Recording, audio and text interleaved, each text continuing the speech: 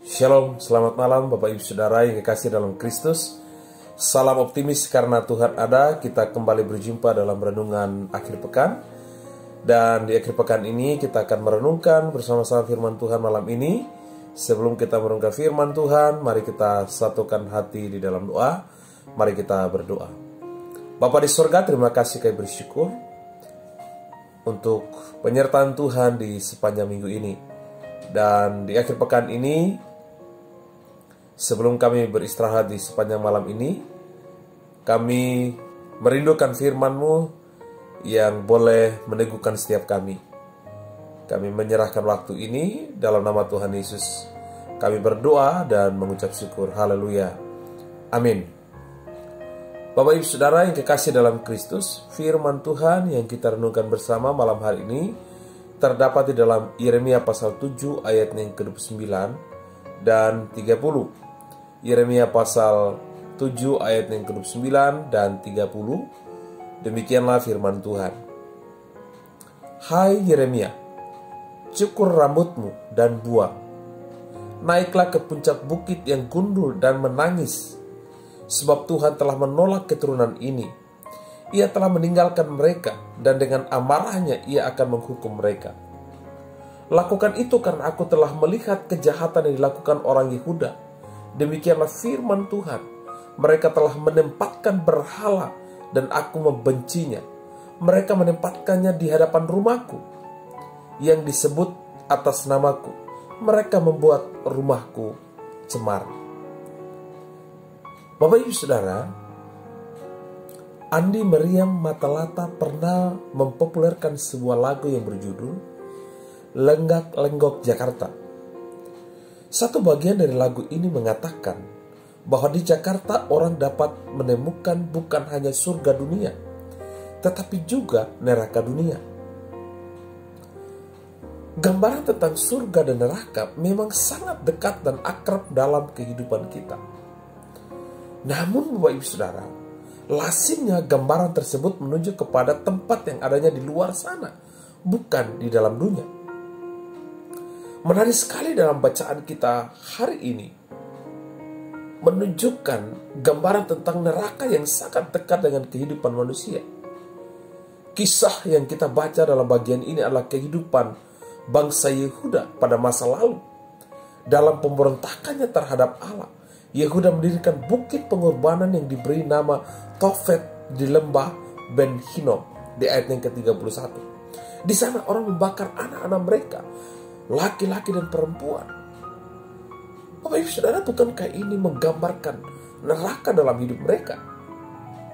Bahkan Bapak Ibu Saudara bukan hanya membakar anak-anak, tetapi mereka juga menajiskan bait Allah dengan meletakkan patung ilah lain di dalamnya.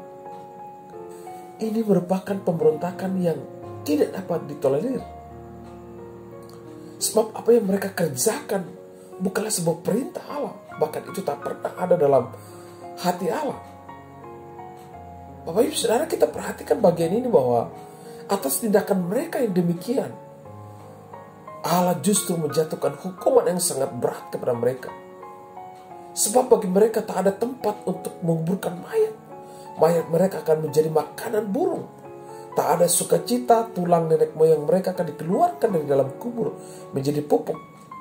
Dan tak ada harapan, bahkan hukuman itu sangat berat bagi mereka.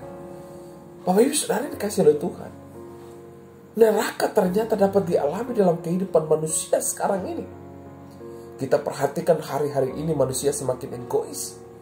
Manusia semakin mementingkan diri sendiri. Manusia semakin melupakan Sang Pencipta.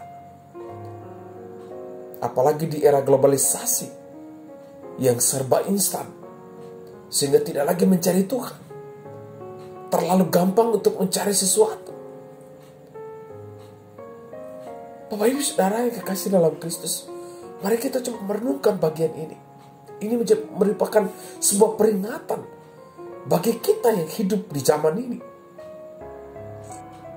Satu pertanyaan yang kita perenungkan adalah, siapa yang menciptakan neraka? Kalau dalam bagian ini kita perhatikan bahwa yang menciptakan neraka adalah manusia itu sendiri. Mereka memberontak kepada Allah dan menolak akan perintah Allah. Mereka tidak lagi menuruti perintah Tuhan melalui Nabi Yeremia. Saudara kekasih dalam Kristus, hari ini kita diingatkan kembali. Apakah kita sudah menjadi orang-orang yang hidup dan taat kepada firman Allah? Apakah kita menjadi orang-orang yang taat kepada perintah Allah? Seringkali dalam hidup ini, benda-benda mati kita jadikan berhala. Kita lebih mengutamakan hal-hal yang duniawi daripada mengutamakan Tuhan. Sebab jika ada sikap-sikap yang demikian, cara-cara hidup yang demikian, itu pertanda bahwa kita sedang memberontak kepada Allah.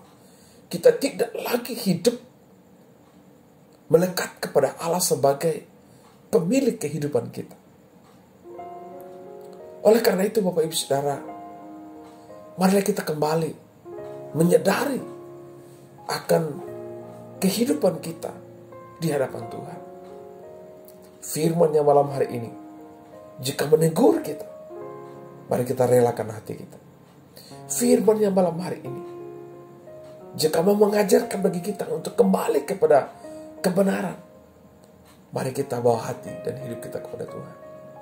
Bertobatlah, kembalilah kepada Tuhan, agar kita menjalani kehidupan di dalam damai sejahtera, sukacita yang Tuhan anugerahkan melalui firman-Nya. Mari kita berdoa. Bapa di sorga, kami mengucap syukur buat firman-Mu di malam hari ini. Biarlah di akhir pekan ini kami boleh ditegur, diajar, dididik oleh Tuhan.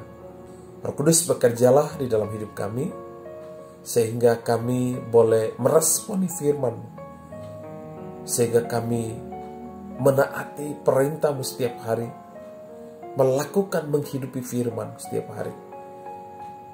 Berkati saudara kami saat ini. Jika ada yang sakit, Tuhan sembuhkan mereka. Jika ada bergumul dan keluarga dengan usaha pekerjaan, kami percaya Tuhan beri jalan keluar buat mereka. Terima kasih ya Bapa di sorga, kami bersyukur buat firman-Mu malam hari ini. Di dalam nama Tuhan Yesus, Allah yang hidup, kami berdoa. Haleluya. Amin. Demikianlah renungan di akhir pekan ini. Tuhan Yesus memberkati Bapak Ibu Saudara. Shalom.